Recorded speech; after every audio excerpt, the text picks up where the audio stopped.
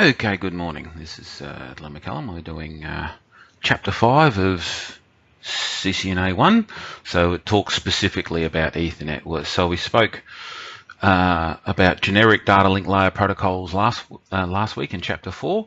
And so we're going to talk specifically about Ethernet in this chapter. So we're going to talk about how Ethernet operates, its protocol, and how it uses MAC layers and sub layers and the like. We'll talk about LAN switches and how they facilitate Ethernet working in a efficient manner, and also what forwarding methods switches can use. We'll look at address resolution protocol. This is how we tie a layer 3 logical address to a layer 2 physical or MAC address. I prefer MAC address. And so we'll look at how ARP does that. And so the Ethernet protocol itself. And so Ethernet, of course, covers the bottom 2 layers of the OSI model, or the network access layer of the TCP/IP model. And so the standards, all 802 standards are actually from the IEEE. And so 802.2 is the logical link control, which is the top half of the data link layer, and 802.3 is the standards, there's multiple of them, for Ethernet, and so that's the MAC layer. And so I think I did mention last week that logical link control is what covers everything that happens in pretty much every protocol, and then the MAC layer is what's different between the different protocols. And so, of course, Ethernet supports anything from 10 megabits a second to 100 gigabits per second. And so, as I said, it's the bottom 2 layers of the OSI model, data link and physical layer, and relies on 2 separate sub-layers, as I said, LLC and MAC sub-layers. So the logical link control handles the communication between the upper layers and the lower layers. It is implemented in software, and its implementation is independent of the hardware. The MAC sublayer constitutes a lower sublayer of the data link layer and is implemented by hardware, typically on your computer NIC. The MAC sublayer has 2 primary responsibilities. It does the encapsulation, which is of course specific to Ethernet, and media access control, so controlling who gets to transmit at any time. And so data encapsulation, especially for layer 2, has 3 major functions. Frame delimiting, so you have to have a way to figure out how a frame where a frame starts and where it finishes. And so there's that. There's also addressing, so especially with Ethernet, because there's possibly quite a few hosts on the network, it will needs to be able to differentiate between different destination hosts, and so that MAC addressing is what that's used for. With error detection, of course, if there are errors in transmission, we need to pick it up, and so there is part of the frame format is actually where there is a frame check sequence at the end of the frame. So media access control is responsible for the placement of frames on the media and the removal of frames from the media. The sub-layer communicates directly with the physical layer. Now, Ethernet's been around since 1973, and it's just gotten faster and more efficient. And so started out at 10 megabits a second, now 10 and more gigabits per second. So the frame fields in an Ethernet header are basically, you have a preamble, which is basically just the starter field frame, part of the frame, and so that is just a string of 1s and 0s, and so it's not necessarily required these days, but back in the old days it used to be used to synchronize the timing between the source and the destination machines. And so then of course straight after that is the destination MAC address, because that's what especially switches need to use to start forwarding the frame towards their destination. Then there's the source MAC address, so of course the station that sent it. And then there are other control fields in the header, one of which is what type of frame is it, so what layer 3 protocol is transmitting it.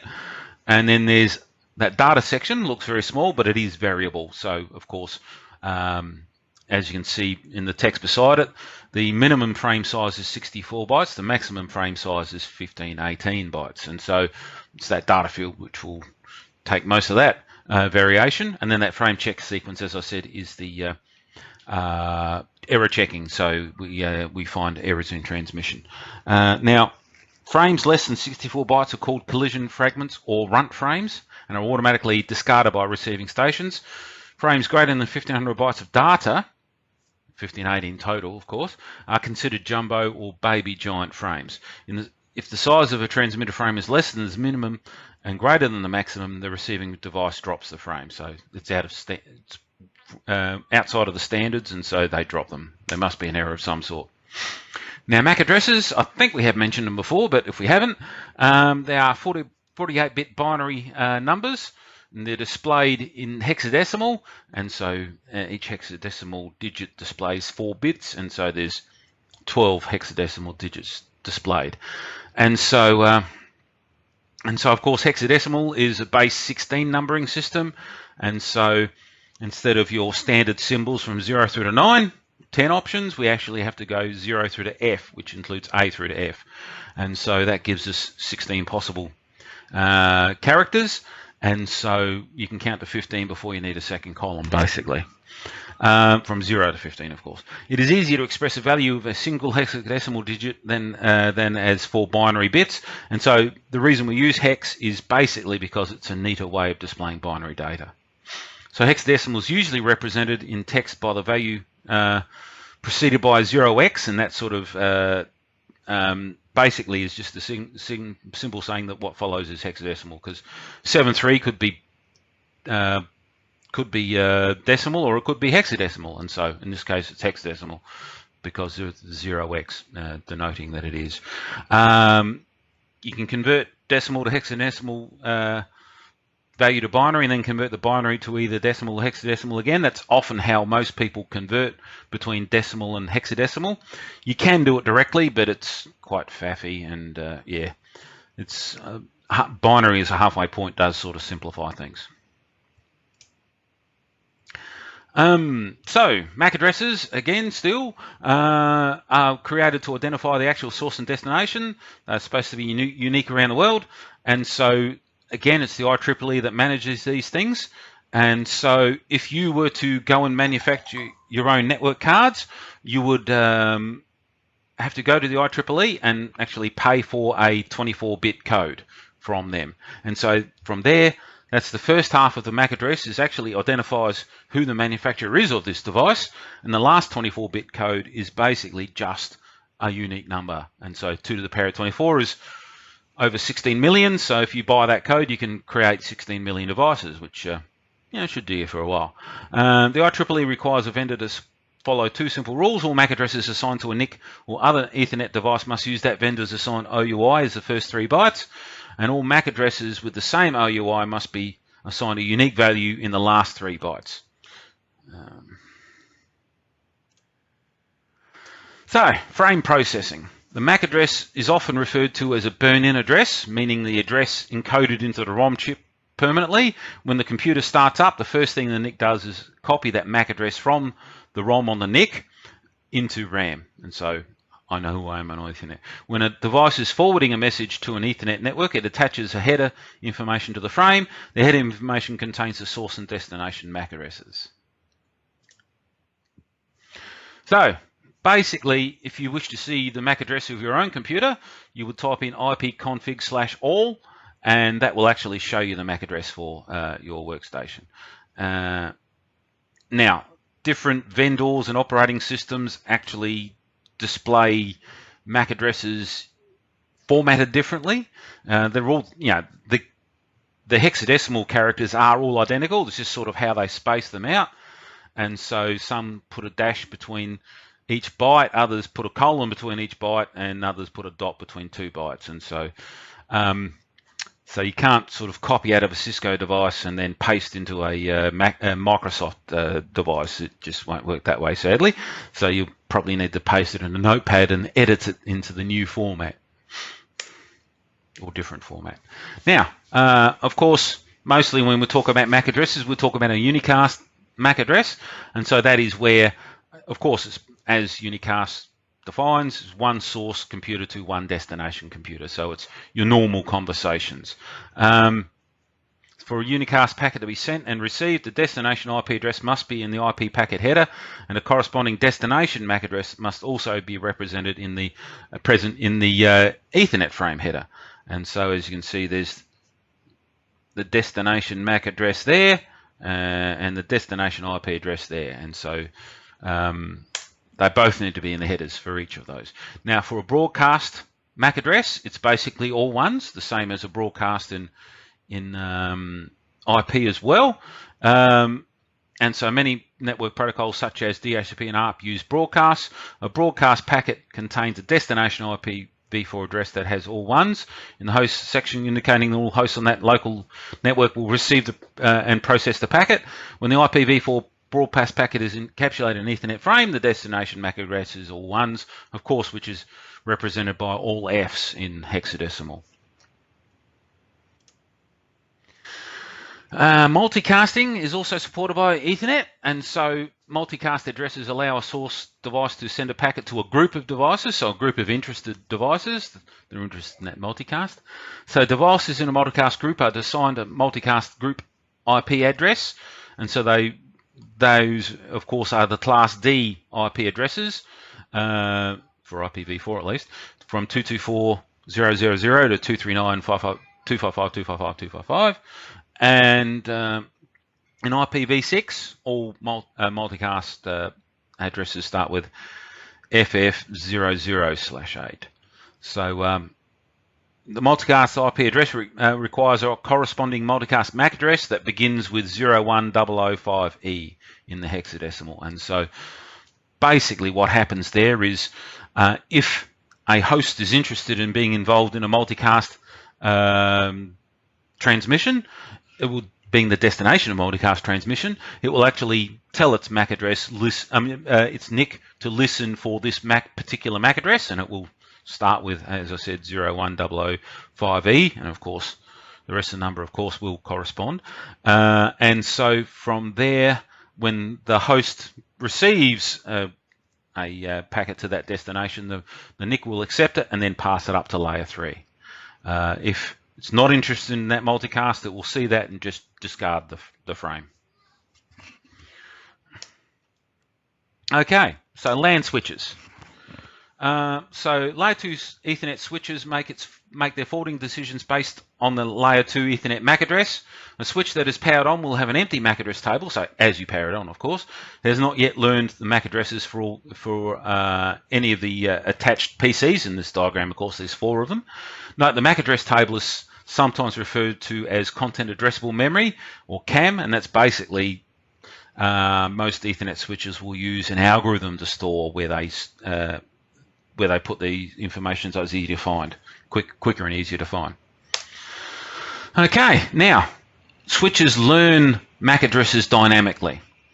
And so basically every incoming frame that a switch sees, it will actually look for the source MAC address and then record it, and it will also record which port it arrived on. And so that's actually how they populate their MAC address table.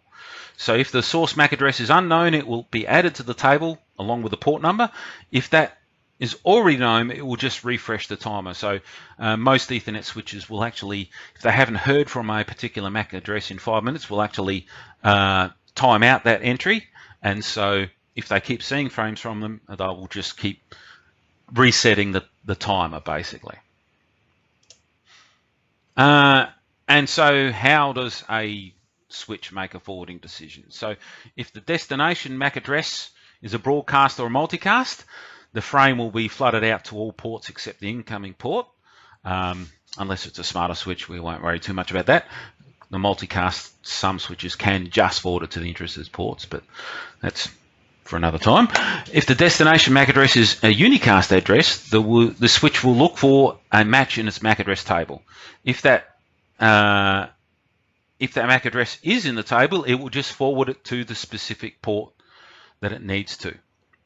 If the destination MAC address is not known, it will actually forward it out all other ports, the same as the broadcast and multicast.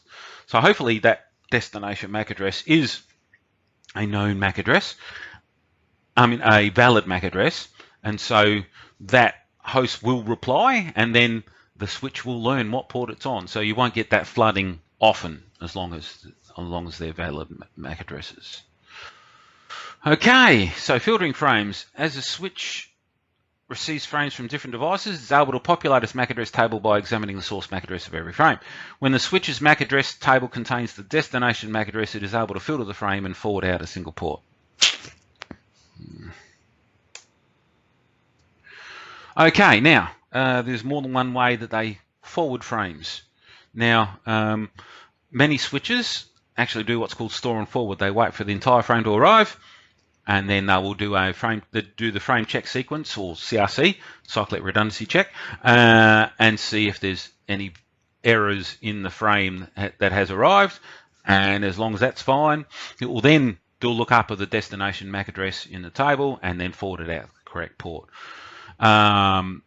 Now, cut-through switches are basically, they will wait for the destination MAC address to arrive, and then they will actually start their lookup process then, and they will start forwarding it as soon as they know what port it needs to go out of. And so that's a faster process. So there's no error checking that happens, but of course, errors in transmission these days are not common, and so you rarely waste the bandwidth of forwarding a frame that's got errors in it. And so that's normally a pretty safe method to use, and of course it's faster and decreases latency. So basically described it. So in cut through, the switch buffers just enough of the frame to read the destination MAC address, so I can determine which port to forward it to. There are two variants of cut through. So there's fast forward, as we said, and there's fragment free, which is basically a compromise between cut through and store and forward. So as we saw in the earlier slides, the minimum size of a frame in Ethernet is 64 bytes, and as long as all the cablings is as per the standards, that's where all the errors should actually happen, is in the first 64 bytes. So we're talking about collisions mostly here. And so it will wait for that to arrive, and as long as there is no indication of collisions, it will then forward it on. And so a little more latency, but still better than store and forward. So less chance of errors, not no chance, but less chance of errors. So it's a compromise solution. Now, an Ethernet switch may use memory buffering technique to store frames before forwarding them. Buffering is also used when the destination port is busy due to congestion, and the switch stores a frame until it can be transmitted. And so there's two possible ways of doing that. There's port-based or shared memory. So port-based means they've got a queue for each outgoing port, and basically frames are put in the end of that queue and have to wait to be transmitted. With shared memory, they're all just put in a common buffer, and yeah, so they have to be picked out of it as they go. I think port-based memory is the more common. Another thing about buffering is if you have switch ports of different speeds, you need to buffer as well. So if you've got a frame arriving from a normal host at 100 megabits per second, but its next destination is actually out a gigabit port, you can't transmit that straight away with cut through, because the data's not arriving fast enough for you to be able to transmit at the full speed. And so what they'll do is they'll buffer the frame until it all arrives, and then they'll transmit it out that gigabit or 10 gig or whatever the higher speed is.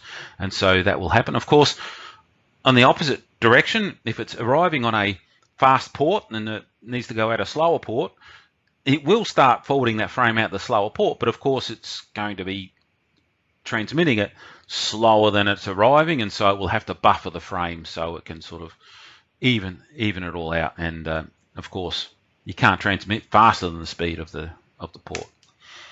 Okay, there are other things to look at for switch ports, and so duplex and speed are things you can change. Now, of course, basically full duplex is where you can have transmission going in both directions at the same time. Half duplex, you can have it in both directions, only one at a time. If anyone was in Adelaide 10 or so years ago, when the Southern Expressway was half its width as it is now, it used to be in the mornings you could go to town, in the afternoons you could go away from town, and so that was half duplex. So not many roads are half duplex. Most devices use auto negotiation when it comes to these settings, and so they automatically exchange information about speed duplex capabilities, and they will choose the fastest matching option. And so, of course, full duplex is more desirable than half duplex, and so if they both support full, they will use it. And again, the speeds, everyone would prefer you use gigabit to 100 megabit, and so basically that's that. Sometimes you can get mismatches, and so the auto negotiation can fail at times, and so basically the port won't work in that state, so you might actually have to go in and configure the device yourself, and so again, you'll just have to figure out if they both support full duplex and what speeds, and then you can actually specifically set those settings. Okay, now, and there's also the last thing for a port that we're talking about today is MDIX. And so basically, we've spoken about straight through cables and crossover cables. And so, of course, the crossover cable is used to connect two light devices, so switch to switch or router to router or host to host. And so basically, those type of connections are supposed to have a crossover cable. But with your more modern devices, especially more commonly on hosts, is they can actually do auto detection, and they will actually figure out that, the other end is transmitting on circuit 1 and 2, so I'll listen on that, and vice versa. And so they will actually automatically detect that. And so there's the command MDIX auto if you wish to change it to auto. Of course, basically, if in auto mode, all speed, duplex, and MDIX need to be in auto mode. Okay, so address resolution protocol. So of course we've spoken about MAC addresses and IP addresses, but how do you learn both? And so this is what ARP is used for. And so as an example, PCA wants to send a packet to the file server on the same network. So basically it will quite probably learn the IP address first. So if you type in the server's name, you would get a DNS resolution, and then that, of course, gives you an IP address. How do you learn the MAC address? And so basically, your machine needs to ask, hey, the host with, in this case, 192.168.1.50, the server, what is your MAC address? And so that's what ARP is about, is actually finding that out. And so when the destination IP address is on a remote network, of course, you don't actually need to know the MAC address of the destination, because hosts can only talk directly to hosts on the same network. And so in that case, the host would need to know the MAC address of the gateway, so it can forward that frame to the gateway, and the gateway can get it to the host. And so again, there may well be a need for an ARP request, but you might need to ARP for the destination of or the MAC address of the gateway. So when ARP devices, when the device sends an Ethernet frame, it contains the two addresses, so source and destination addresses. To determine the MAC address, the device uses ARP, and so address resolution protocol. And so basically it resolves a known IPv4 address to an unknown MAC address. And so most hosts will also store this information in a table, so that once they've learnt it, they can keep track of it, so they don't have to ask for it every time. And so much the same as a switch times out MAC address readings table entries in 5 minutes, ARP, I think, typically does the same thing. So Ethernet devices refer to the ARP table or ARP cache in its memory to find the MAC address that is mapped to that IP address that needs to send information to. The device will search its ARP table for a destination IPv4 address, and then hopefully find that corresponding MAC address. If that IPv4 address is on the same network as the source IPv4 address, the device will search the ARP table for the destination IPv4 address. If the destination is on a different one, of course, it will need to search for the MAC address of the gateway. So basically, as I said, every device has an ARP cache timer that removes ARP entries that have not been used for a specific period of time. The time differs depending on the device's operating system, as shown in the figure. Some Windows operating systems store them for 2 minutes, others 5, and so on. You may also manually remove them from the ARP table as well. So basically on a router, you can actually do show IP ARP. I think there's just show ARP as well from memory, but anyway. And so as you can see, there's the IP addresses and the corresponding MAC addresses. Now, these ones that have got dashes on them are probably the interfaces themselves for the router. So this router must have 3 Ethernet interfaces, and so these are the 3 MAC addresses that belong to it. As you can see, the first half of the MAC address is the same, so I'm assuming that must have been one of Cisco's codes. Okay, the last one looks like it's the same anyway. But as you can see with this one, we have an IP address and we have a time. So basically how much time since it was learnt, I think, and the destination MAC address. So whether it's a Cisco switch as well, God only knows. And so that's how it looks on a router. On a switch, you just do ARP-A, which is showing me all your ARP entries. And here, and this is, you can actually see the difference in formatting between Cisco and Microsoft. Is that Microsoft uses a dash between each byte and Cisco uses a dot between 2 bytes. And so as you can see here, this is what happens for the Windows. And you can see that there are some static entries, which is equivalent to the dashes there. And then there's a dynamic entry there. And so these are the ones that have been learnt through ARP, is the dynamic entries. Okay, so how do we send an ARP request? We actually send a broadcast. So as a broadcast frame, an ARP request is received and processed by every device on the local network. So ARP requests can flood the local segment of a large number of devices, where to be powered up and all starting to access network services at the same time. So this machine here is the top left machine, is one that's transmitting the ARP request, and all other hosts are seeing it. Now, this can be a problem in that you can actually have ARP spoofing. And so basically, if you've got a machine that's been compromised, so someone else has somehow gained control of that machine, they can actually install some software that basically makes that machine respond to all ARP requests. And so basically from there, every time there's someone sends a frame, it will be addressed, at least as far as layer 2 is concerned, to that machine. And so that machine sees all your data, and so that is a problem.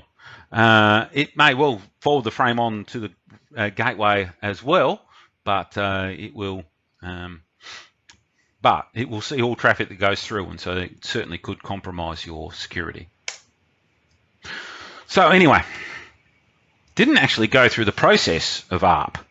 So it sends out a broadcast. And so now it's not a complete broadcast. The frame actually has a destination IP address, because that is known. But it's just the destination MAC address is a broadcast.